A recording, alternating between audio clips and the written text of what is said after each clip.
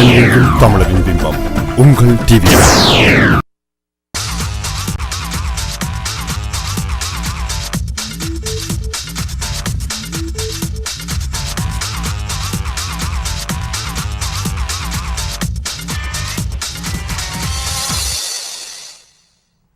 Good afternoon, dear viewers. Welcome to CrossRoads on TVI. I'm Parthi Kandaval. Last December saw a brutal gang rape of a 23-year-old woman in New Delhi, India. The incident generated widespread international coverage and was condemned by various women and other groups in India and abroad. Also, last year in the United States of America, in the lead up to the November election, we saw a sitting U.S. Senator, Todd Akin, make comments about legitimate rape, saying a woman's body would not get pregnant through rape. These incidents helped launch the 1 billion rising movement. The 1 billion refers to the statistic that 1 in 3 women will be raped or beaten in their lifetime, or about 1 billion women. This 1 billion rising movement calls for an end to violence against women and for justice and gender equality.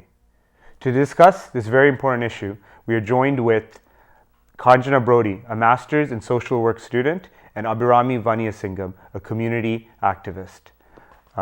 Welcome, ladies. Thank you for joining us. Thank you for having us. Yeah, it's an important issue, and love to hear your thoughts on this issue. And I think what triggered this discussion of women's rights and the movement towards gender equality was that rape in New Delhi.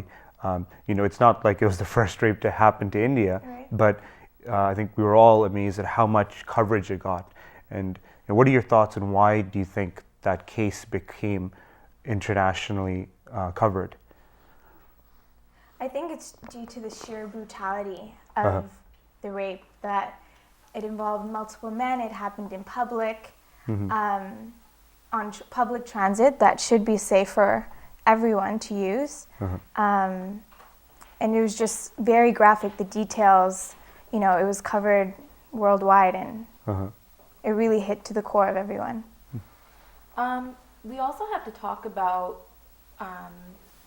when the story initially came out, I think the father and the brother, and just the family of the victim, they didn't want her name to be publicized.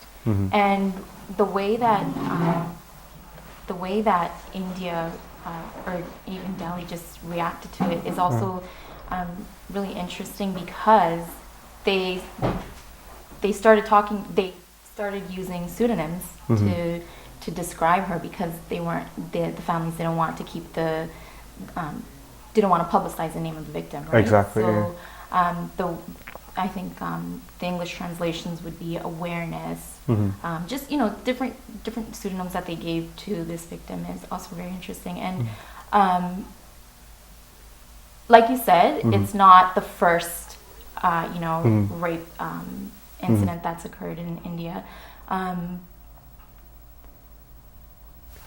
On the topic of rape, we saw in the U.S. election, right? This, a U.S. senator, which is a very prestigious post in the United States, commented in the lead up to the November election of how a rape, you wouldn't get pregnant if you got raped, right?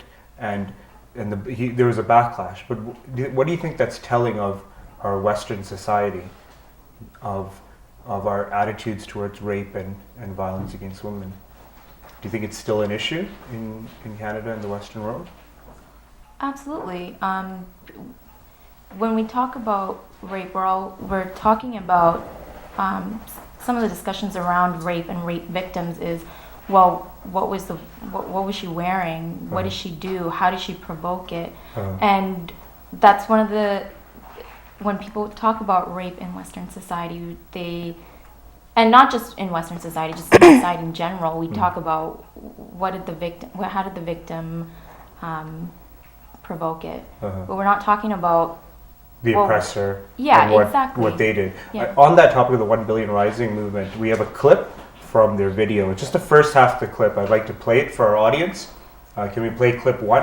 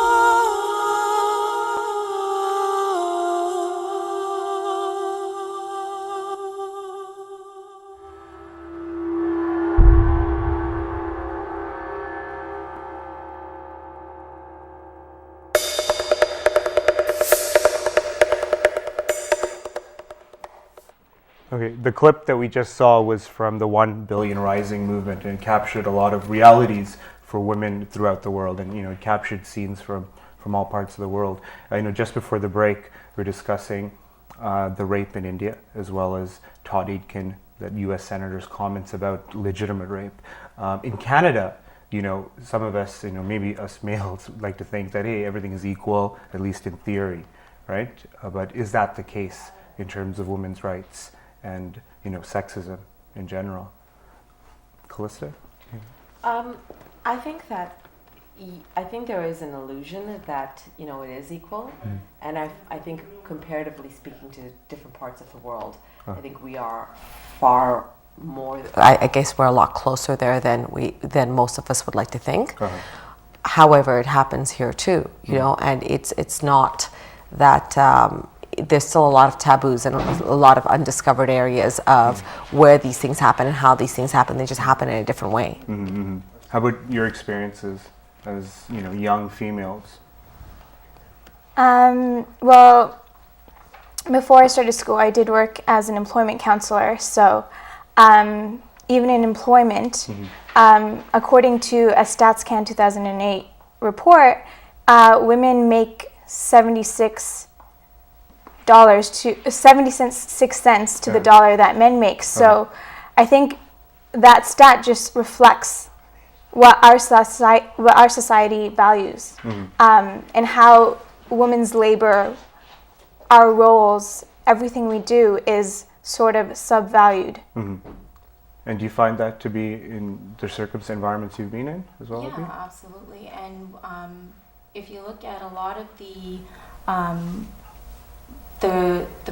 career fields that women are predominantly in, and the issues that come up with respect to wages and just staffing and stuff like that,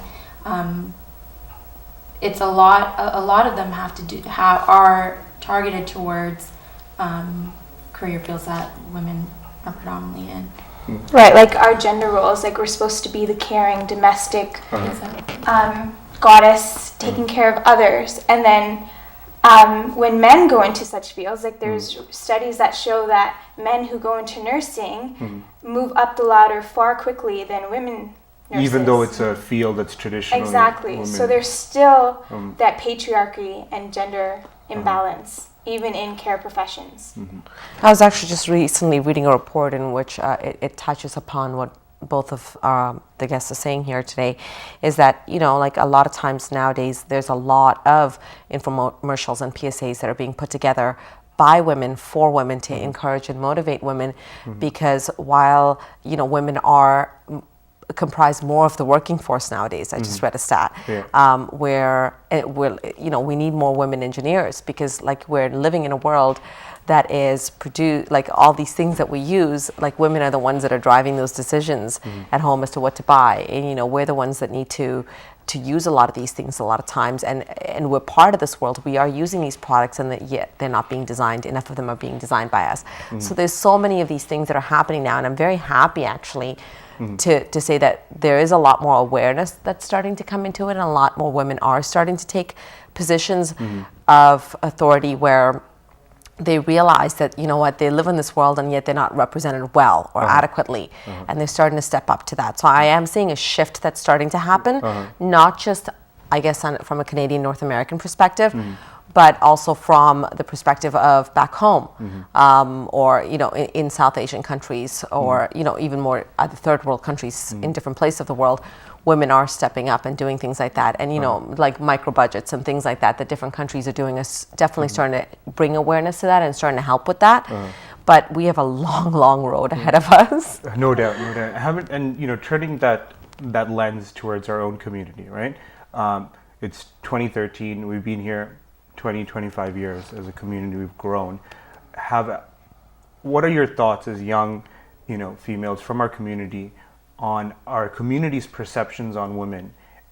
Is there progress, and if so, is it sufficient to what it should be? That's an interesting question, because when you talk about progress, exactly what context are you referring to? Okay, take Radhika. Sitsa Basin. Yep. First Tamil MP, female. Juanita Nathan, school Right. trustee, elected, right? That's on the outside, right? Right. About inside, domestically, I, anecdotally. I think that there is some progression because, for example, I was born in Sri Lanka. I was never raised there. I grew up in Africa and Canada. And so while I really admire my culture, I think that there's so many beautiful aspects to our culture that I'm very proud of. I just haven't had the luxury or privilege of being exposed to that. And it's very difficult, excuse me, I find that, and that's a whole different issue all on its own, I think, a different topic. But it's very difficult for young South Asian girls, and I'll speak from women's perspective more for myself. It's very difficult to say, it's not progressive because relative to I had my cousin who came to visit not too long ago, and relative to her and what she's accustomed to and how she would talk to her parents, my dad is one of my best friends. I can say I love you to my dad and I can hug my dad, whereas even things like that are sort of weird to the way she's raised. And so when you say progress, it's so hard to qualify that because in different aspects, yes, we have, but in other aspects, no. What are some of those aspects do you think you guys have faced? Is it in terms of your career ambitions or Right. marriage and that aspect, or even your friendships, going out, that kind of deal? Well, I have an older brother and a younger brother, so, but my parents are really liberal. They let me do what I want when I want. But then there's still, when we look at our micro interactions, like if me and my brothers get into disagreement, it's always, Kanjana, you're going to be a mother one day. You should learn how to control your anger. You should control the way you talk. You don't want to be teaching your kids that. And it's always to me how first. do you view that? Do you view that as something that's intrinsically sexist, or do you Right. think that they're saying it for your own benefit? Right. In whatever Well, I way? definitely think that, getting into an argument isn't the best way of communicating. So I totally understand that. Obviously, if I'm getting upset, there's better ways of communicating. However, to single me out first before my brothers, that's where the issue is. It should be the same message to my brothers as well, right? That you're going to be a father. I totally agree with what she's saying because, none of what our parents are saying are bad for us. Exactly. They all have great intentions and they are guided by really good family life values, and those are all very beautiful things. I think the issue falls into place when, why is it that same, I'm a parent to two boys, and I am very, very cognizant of how I choose to communicate with them and make sure that I level the playing field. You don't do this because you're a woman and someday you'll need this, or a man and someday you'll need to do this. It's because it's the right way to communicate. Right. It's the healthier thing to do. And that's the message I think we need to be communicating to our future generations. It shouldn't be gender-based. It should just be human-based. Right. Speaking of generations, previously in our parents' generation, there was certainly, some families experienced spousal abuse. Do you think now, again, 20 years later, do you think that's still a reality in some of the older households? And second, part B, is it something in our generation? It's still, I think, it's still definitely applicable to the older households, and surprisingly, it's still applicable for younger generations as well. I think it's been an ongoing fight to speak out also, especially within our South Asian culture and within the Tamil culture. Nobody wants to say, oh, my dad beats up my mom, or, my boyfriend is hitting me. And I think it's based on the types of relationships you have with people, also whether they want to open up or not, the kinds of counseling that people are seeking as well.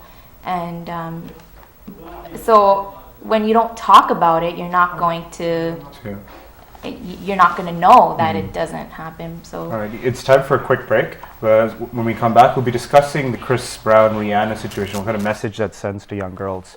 Dear viewers, please join us after a short break.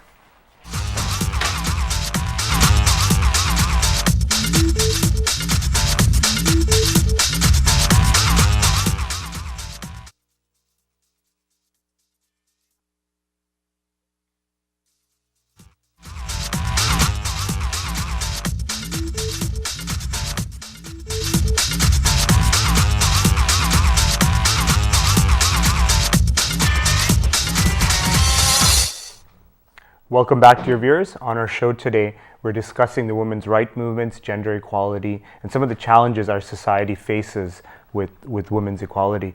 Joining us, we have Callista Zacharias, a filmmaker, director, actor, and executive director of the Youth Code. Yes. And Kanjana Brody, social worker, master's in social work, and Abhirami Vanyasingham, who is a community activist. Just before the break, we're discussing spousal abuse and the reality that is existing in our community. Callista, you've experienced abuse in the home. I was wondering whether you can speak to that and the effects and the reality of that. Well, I think it's, as South Asian parents, I think, a lot of times parents are very cautious because they feel like by them changing their parenting styles, they're losing their old ways. And there's a grieving for them that we have to be cognizant of that comes with them, with us asking them to leave some of those old ways. But in today's society, it is so important that I think that they amp up and really learn some of the more Western ways and try to integrate them into their cultural, beliefs. Because what we're doing is essentially teaching our children, our daughters, how they should be treated in their future life. What kind of treatment they should be willing to accept. And also teaching sons how to treat women. Exactly, because my mom, God bless her soul, she's passed away, but she was quite physically abusive. I wish she had had the tools. I think she could have been a different person. She was an amazing person, but she was quite physically abusive, and I became a ward of the Children's Aid. I was removed from my home by the police. I was put in foster care, and that's where I grew up. At one point, I ended up homeless. Of course, you attract what you don't heal. I ended up marrying a partner who was quite physically abusive. And again, in my, being 8.5 months pregnant, I'm a mom of 2 boys now. Being 8.5 months pregnant, I ended up homeless and in women's shelters. So it's very, very, that really wasn't because of the fact that I was choosing to attract that. It's because that was all I knew to be normal. To me, it was normal that somebody could hurt me. Abuse was normal. Yeah, and if somebody was not happy with me, somebody was not happy with what I was doing, it was okay for them to physically assault me. It's taken me a long time. And I've had to really go to my dad, even still as a woman, and say, Dad, I really want to talk about these issues. Is that okay with you? Because he's still alive, and I don't want to hurt him. But it's so important that South Asian women really step up and talk about this stuff, because we are raising daughters and sons in this society. Many youth in our community, watch and pay attention to pop culture, and Chris Brown and the Rihanna story is something that we all know. But unfortunately, it sends a wrong message to young girls. And do you think the reality is that the young girls do pick up on that message that Rihanna is sending, which is, let your boyfriend beat you and get back with it? To some degree, yeah. I can't speak on behalf of other girls like that who do take that in and who do say, okay, so Rihanna's doing it, so it must be right, because I'm somebody who doesn't follow what, especially with celebrities or how they lead their lives. So it's, but I really hope not. And I think it's a mixed message that Rihanna had sent out to young girls by saying, oh, okay, I left Chris Brown because I wanted to be a role model for young girls, and then she's at the Grammys with him. So it's a mixed message that she's sending out to young girls, and I don't know what they're picking up based on that. I think it depends on what other role models that these young girls are who they're looking up to, if they have other role models. And I certainly hope it's not just Rihanna or just one person or one celebrity. And I think her story really epitomizes the struggle that just because you're in an abusive relationship does not mean that it's going to be easy to leave or that you always want to leave. There's so many mixed emotions that involve relationships, and it's not black and white. Just because he beats me, I'm going to leave, right? So although I personally do not agree with her, I also empathize with her. Like, I understand she must be going through a lot, right? And it's not my place to judge her actions. Oh, so you think her detractors, so those who are saying, you know, she shouldn't have gotten back with Chris Brown, are in a way wrong? That they I think there's a judgment that comes with it, right? That I'm on a morally high ground to say, oh, she's a bad person, oh, she's not doing it right. You know, she may need to have go through some counseling, have time to grow.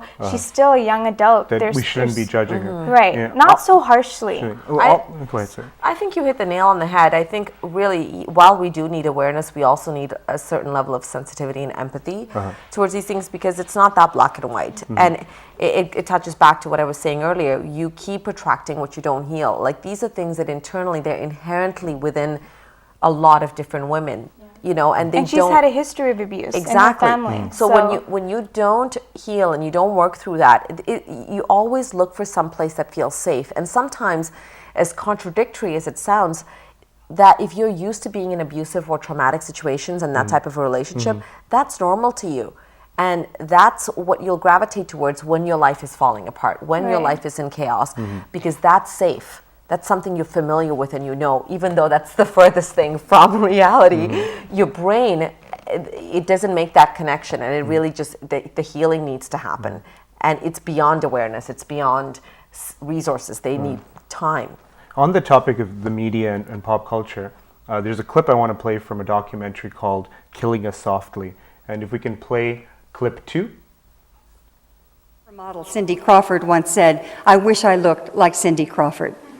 She doesn't, she couldn't, because this is a look that's been created for years through airbrushing and cosmetics, but these days it's done through the magic of computer retouching. Keira Knightley is given a bigger bust. Jessica Alba is made smaller. Kelly Clarkson, well, this is interesting. It says slim down your way, but she in fact slimmed down the Photoshop way. You almost never see a photograph of a woman considered beautiful that hasn't been photoshopped. We all grow up in a culture in which women's bodies are constantly turned into things, into objects. Here she's become the bottle of Michelob. In this ad, she becomes part of a video game. And this is everywhere, in all kinds of advertising. Women's bodies turned into things, into objects. Now, of course, this affects female self-esteem. It also does something even more insidious. It creates a climate in which there's widespread violence against women. I'm not at all saying that an ad like this directly causes violence. It's not that simple. But turning a human being into a thing is almost always the first step toward justifying violence against that person. We see this with racism, we see it with homophobia, we see it with terrorism. It's always the same process. The person is dehumanized and violence then becomes inevitable. And that step is already and constantly taken with women. So the clip that we just saw talked about how women are objectified in our popular culture, popular media, and how significant do you think it is? In another part of that documentary, she argues that it's worse than the 50s and 60s because it's women and girls are more sexualized than before. How significant is that power on young girls growing up? I think that it really it's not that it's worse than it used to be. It's just that I'm in film and I'm in acting, and I deal with I work with different models all the time. There are quite literally a lot of women who feel like they are now in a position of power. They realize that they can sell a product. It's actually just a different perspective. I don't necessarily agree to that. I do believe that it is objectifying women, but it's interesting how now it is a lot worse. And the reason why I believe it's a lot worse is because there are a lot of women that believe that they have the right to and the ability to sell a product. I have the right to wear half of nothing if I want. I have the right, yes, you are going to buy that product because I am representing it and I do have that power. And there is, in that world, there's still a lot of education and awareness that's required because it's almost associated to power. Right. Yeah. I think in our school systems, they do address, issues like this in media studies. I volunteered in a grade 7 class where they had to deconstruct ads like this and, really understand the dynamics behind it regarding race and gender and all of these socially constructed identities.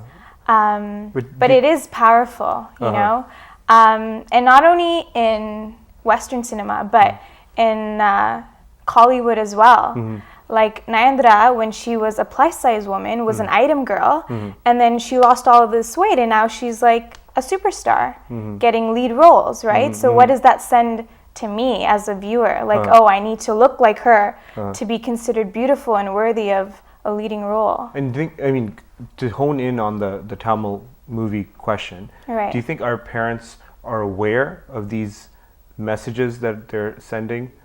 By watching, I'm a teacher, I see some of my kids, they watch these movies and parents don't really censor them, right? And in terms of that kind of messaging, do you think that's incorporated or that's addressed in our culture? I think it also depends on how conscious our parents are as well, right? So and are they going in to watch a movie because they heard great things about the storyline, or are they going in to watch because this really attractive male actors in it, or this very attractive female actress, and when I think if it is the case that they're going because their favorite actor or actress is in that movie, why is it your favorite actor or actress? But in a lot of these movies, and correct me if I'm wrong, but a lot of the times the female characters are one-dimensional, and it's the male actor who's the real main actor, who's got multidimensional. The story revolves around him, and the girl is kind of an object that he's got to achieve, right? Well, I think that's starting to change now. There's a lot of alternative movies that are being made in Hollywood and Tollywood, Bollywood. Yes, they're not getting the kind of attention we'd like it to, but just going back to your question, even with parents, like I find that it's there. We are really forgetting to have sensitivity when it comes to parents, because our parents and their parents who are here in Canada, they're really in their own ways grieving a loss. They're grieving a huge loss when it comes to like having to leave their country, coming abroad to give their kids a better life. Sometimes these movies are their only way of connecting back home to culture, their everyday lives. And so that sensitivity, as much as we need to have it, they don't have it for what they're exposing their kids to. And I think that's just simply because they're trying to grasp onto something. Like, I grew up, we were watching, like, my parents would be like, oh, you're not allowed to date, you're not allowed to wear lipstick, you're not allowed to do this. You couldn't do all these things, but at the same time, right in front of me, there's a boy and a girl kissing on screen and like dancing and holding hands. And this is all I knew when I was 5. So it's kind of a mixed message. It is. It's definitely a mixed message. And I think coming from a younger generation, my parents go to work and they come home, and they're just playing the role of parents, and whereas I am more. I go to work, but I make time for community activism, and I make time to, and I sit there on my computer and I read article after article, and it's conversations that I need to have with my parents. If my parents are, their idea of family is what, you come home, you earn enough money to pay the bills and provide for your children, and they are not really making time for community events. With my father especially, he makes time for stuff going on back home. But my mom will come. She'll cook and whatnot, and they're both providing for the family. And I take my personal time I use to, like I said, community activism and stuff like that. So it's conversations that I need to be having with my parents. So when we go to watch a movie, it says I have to have those kinds of conversations with them, because they're not making time to think outside the box. Right. And coming back to like our Western media and influences, so coming to the idea of, has it gotten worse? Is it tougher for young girls now to be themselves without getting caught up in the need to put on makeup, do all these things that they're in a way told to do? Is that a reality, you find? And I can't speak for everybody because I think it would be very presumptuous of me to speak for everyone. I can only speak for myself, and I find that it's a lot easier for me. Like I can go on set, and there are times where I have to be there without makeup because I need to have a fresh face. So I've sort of gotten used to the idea of I am what I am when I am that. You know, like I'm okay. I don't think I need to feel the pressure to be one of those women that I have to go out there without makeup to set the example. You know, I think my example is in the way I live my life, the kind of relationships I have, what I'm willing to come out and talk about, not necessarily what I choose to wear or what my makeup is that day. So I do think that we also as women need to be more tolerant of ourselves. We need to be the ones that really uplift each other. Because how many times have, you know, as women, we've gone into a situation where a woman will be wearing something that is very, you know, fitted, or her makeup is done really nice, and we're the first persons to say, oh, did you see what she's wearing? You know, I think we need to be, as women, also a lot more tolerant and say, you know what, it's not about what you wear or how your makeup is or any of these things. Who are you as a person? How do you contribute to society? And how do I get to know you?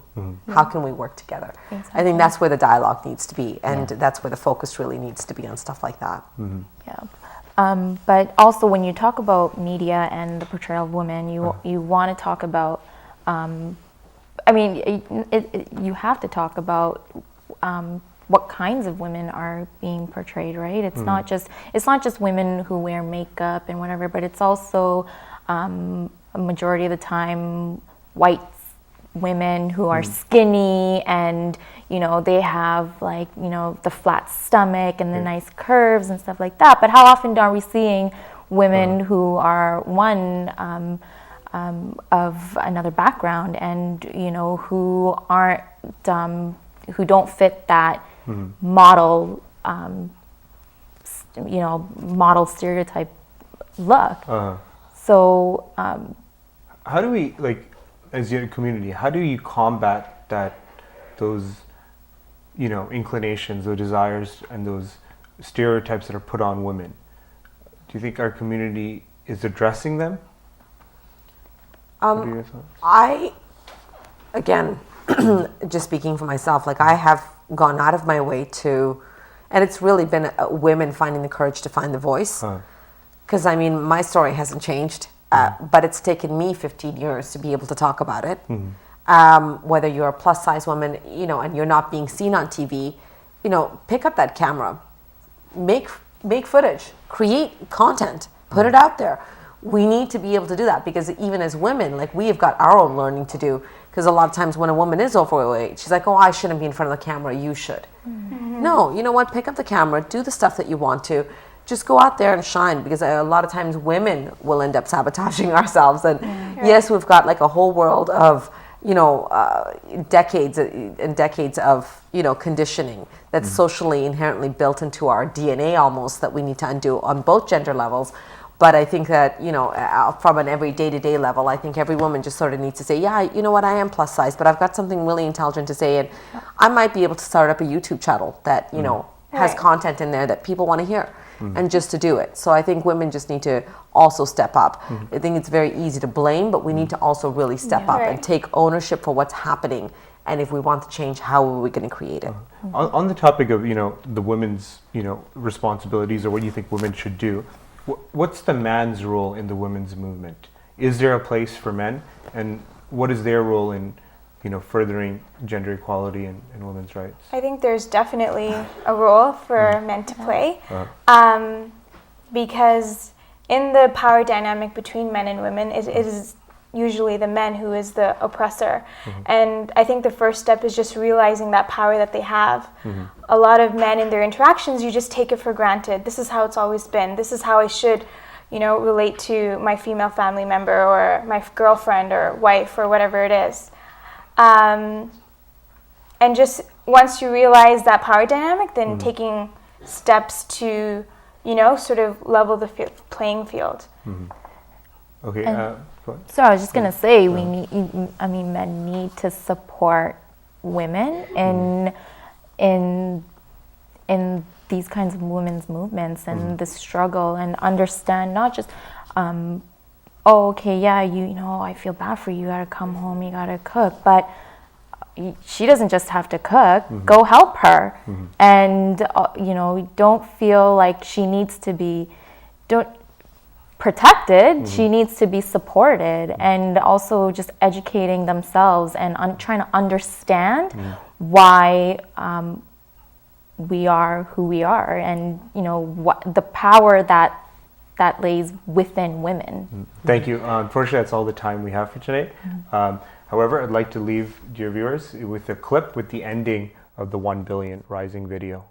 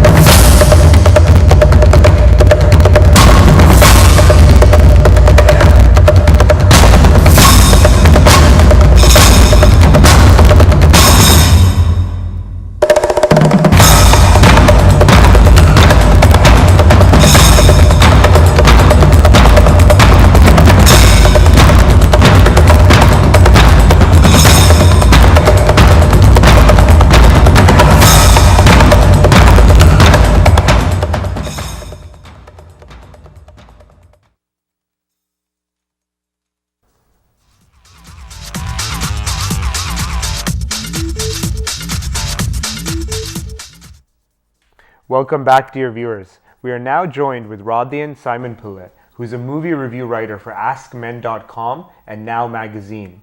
Last week, he was selected to join CBC's coverage of the Oscars. Thank you for Radhian. Thank you, Radhian, for joining us. Thank me for Radhian too. It's fine. Thanks for having me. I'm so excited. It came to our attention that you were asked by CBC to help cover their Oscars, part of their Oscars coverage, and you obviously did something, not something that comes out of the blue. You've been reviewing and critiquing movies for a long time. Can you tell our viewers perhaps a brief description of how you've got to where you are? So I've been reviewing movies and interviewing celebrities, say for Now Magazine for over 5 years. In general, for like almost 8 years, I think, starting off as a student critic for the University of Toronto. Right. I got into it because, I love movies. I think it's genetic. My dad's a big movie fan, except he watches Tamil movies and I don't. So my passion I was always the kid that wanted to tell people what movies they should see or force it up on people. So you didn't spoil it for anyone. No, I know. Yes, yeah. I keep my reviews spoiler free, even from when I was 8 years old. I just said, you got to watch Gremlins 2. It's amazing. So yeah, I was also probably one of the only 12-year-olds that read the Toronto Star's movie section religiously. So I had a passion for film criticism from a long time ago. So in university, after I kept flunking out of every program, I'm like, I'm just going to study movies. Full time. Yeah. We've got a clip of you in interviewing a celebrity we probably all know from my childhood. Can we play clip 1? This movie, like all westerns, it's heavy on the bromance. I mean, your relationship with Django, Calvin's relationship with Steven. Bromance is a fairly new term. What does that term mean to you? Romance? Bromance. Bromance? Yeah. I never heard that. Man, just two guys. So there's a clip interviewing that was Christoph Waltz, who won the Oscar for Best Supporting Actor for Django Unchained. Yeah, And so how actually, you also cast Samuel Jackson. I interviewed basically the whole cast for that. Yeah. And how was that experience? It was a big budget, big blockbuster movie. How did you find that experience interviewing some of these A-listers? Well, I mean, at this point, that's nothing new to me. I've been doing that for about 5-7 years. And I mean, really, when you're behind the scenes, when that's actually happening, it's a bit like it's all a bit of it's a rush. Like, are you asking me like how do I talking to celebrities? Exactly. Oh. You know, with that comes, I'm sure, some sort of awe. Yeah. And you know, When I started, Yeah. there was the awe, like Yeah. back when I like first started doing it. After you get the hang of it, you realize they're just people. There's still some people like with those guys. I mean, they're all fun to talk to and stuff. So you just have a good time. So I'm pretty relaxed when I go into it. But I mean, there are certain people when I do interview them. You know, I do still get starstruck. I mean, I'm not totally jaded. Like when I see George Clooney and stuff, you can't help but be impressed by that guy. and how did you find the transition from going from a student writer to writing for a magazine and then for a bigger international website, AskMan.com? Did you find your writing had to be more tempered, more censored, more edited at all, or? Well, see, the great thing about both Now Magazine and Ask Men is they give me a lot of free reign. Like, I mean, because Now is a very edgy newspaper to write for. Definitely. You know, so like, you know, they don't. They give you the freedom? I mean, certainly, I can be more offensive than I should be. So, I mean, I do have proofers that will like, oh no, you're crossing the line there. Okay. But I mean, it's freeing to write for them because I could really get my honest opinion out, and they won't censor me for doing that. And the same goes for Ask Men. I mean, with Ask Men, I have to watch my language a little more because it's so big, international, like 20 million readers, and it's it was owned by News Corp, and, like it's owned by these big corporations, so I gotta... So you gotta be pretty... Yeah. But I could still, they allow me to express myself. And what do you think, I'm assuming there's a lot of people who've got a lot of opinions, are putting it out there on blogs, on Twitter, Facebook. How do you think your reviews stood out for the CBC to ask you to help cover the Oscars? Like, what do you think stood out? With the CBC, there's a personal relationship there. I mean, they've invited me onto the show a few times to talk about different issues. Okay. They know that I'm educated. I mean, that's a rare. Film critics who have a master's in cinema studies is a bit rare. Most of the times, film critics are just good writers. They might have moved over from movies or whatnot. And, from music. Exactly. And so there's only a handful of us that actually went out and got a postgrad in cinema studies, really studied it. That's part of the reason I can kind of dig deep into the deeper themes of those movies. But I also, because I am unique. I'm Tamil. Yeah. There's no hiding that. My name does not look like your average byline when you're reading movie reviews. Exactly. That certainly gives me an edge. So CBC, they know me as a unique voice and someone who has very sharp opinions, I guess. So what do you look for in a good movie? Like what would impress you? Like what are the features? Well, see, okay. I mean, I go to every movie with the expectations of it being well made. It doesn't matter if it's a Disney movie. Doesn't matter, if it's like an art film from Africa, right? So I look at the cinematography. I look at the script. I look at like all the little details and how they work together. Like my favorite movie this last year was The Master, and that's probably one of my favorite movies in a decade because it's not just the terrific performances. Everyone can tell it's terrific performances, but there's a terrific screenplay. The cinematography in that movie works towards its themes of mythology and stuff. So it's a very complex movie that most people, when they go to it, it's difficult to kind of figure out what's going on. Even when I first saw it, I saw it the first time I saw it, I didn't fully comprehend everything. But it's like I look for those challenges in movies, the movies that want me to think. Okay, let's play another clip of Radhan interviewing a celebrity. Is it that it's always the girls that survive horror movies? Doesn't matter whether a guy is a kickboxer or a military trained weapon. Right. I think there's something in that sort of male DNA that sort of races into the fire first. So we saw another celebrity. Can you tell us a bit about interviewing? That was Drew Goddard. He's, I don't know if you can call him a celebrity yet. I mean, he's the writer-director of Cabin in the Woods. I think I interviewed him earlier last year. But he's actually probably going to be a bigger name in the future because he just adapted the screenplay for Steven Spielberg's new movie, Robocalypse. Okay. So, that's kind of one of those guys that you catch on the way up. And, he was really nice. I got to talk about Hitchcock with him. He made a horror movie, a horror movie that's about movies. So we really got to geek out about it. Cool. You probably watched movies throughout the decades. Have you found a certain decade, a certain time period that has produced more, better movies? Well, can I give you 2 decades? Like, Sure, I mean, yeah. the one that we'll always go back to is the American 70s. I mean, that was, the Vietnam era. There was a lot of like the Black Panther movement. There's a lot of going on in American politics, Nixon stuff. And you find that when America's going through traumatic periods, they come up with the most interesting movies, and that's the period that gave you The Godfather, Chinatown, a lot of Stanley Kubrick movies. Some of the greatest movies ever came out of that period. And the other period would be the World War II era, back in like 1939 and stuff, where you have movies like Maltese Falcon or post-war Double Indemnity. Like whenever America gets dark, you tend to find the best movies. What are your thoughts on the Canadian film industry? Do you think it's always going to be like how it is? Like our best stars are obviously going to go to Hollywood and the South, but in terms of homegrown productions, and a Canadian movie. The thing about Canadian movies is, I mean, we just don't have the budget to, if we're talking about competing with the U.S., right? We don't have the audience for it. Like America has 300 million people. When they make a movie, they could sell enough tickets to, they can make it with a big budget and sell enough tickets to make that money back. If Canada has to make it on a smaller budget, because first of all, Canada doesn't have enough people to buy tickets, and most of those people aren't going to go watch those movies. So we have to approach it on an How about artistic. in terms of talent? There's some amazing Canadian talent here. I mean, the sad thing is a lot of them are French Canadian, or they come from Quebec, right? A lot of our previous Oscar nominees were French films, but Monsieur Lazare, On Sundays, these are all great films that Canada has the talent. You know that, but yes, they will be eventually fished out and sent to the States because that's where the money is. I mean, I have to respect Sarah Polley for that reason, because there's a girl who could have made it in the States, or it was making some Hollywood movies, but made the choice to stay here, make Canadian films, no matter how small the budget. And actually, before we ask the next question, I want to play your last clip with Kermit the Frog. You can play that clip. What does Kermit do every day to become a better man? I try to exercise. I try to work out, stay fit. I eat right.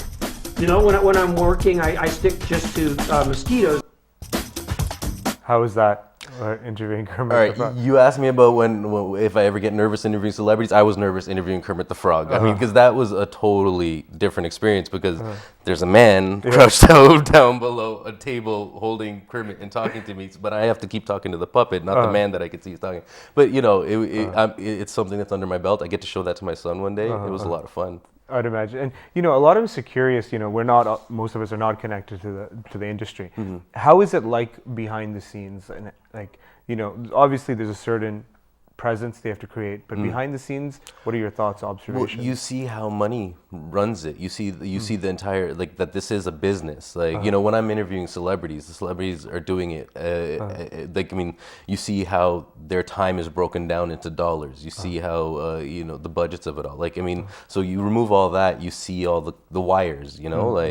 How this industry runs on budgets, and so I mean, a lot of what you would consider being glamorous and stuff, it wipes away, and you see the reality behind it. You see all the makeup artists tailing people. Okay, and it's time to wrap up. I want to leave with one question. To a lot of young kids out there who are looking to different career paths, such as yourself, what advice would you give them in terms of finding their thing? I would say keep an open mind, because there's a lot of people think. Of course, there's the Tamil parent trifecta: doctor, lawyer, engineer. But then, so if you have a passion in movies, you don't just have to be a movie maker. You don't have to pursue that goal. The movies industry, so this is my own example, is a big industry that involves a lot of different jobs. So you could get a business degree and work as a publicist and stuff. So keep an open mind about all the different jobs there are in the industry you want to be in, and pursue it. Unfortunately, that's all the time. I think we could keep going talking about movies. Dear viewers, thank you for tuning in. The women's rights issue we looked at earlier in our segment is an important issue that we hope all of us, male and female, reflect on in the coming months, years, in our life. Thank you for joining us. I'm your host, Parthi Kandaval. Thank you for tuning into Crossroads on TVI.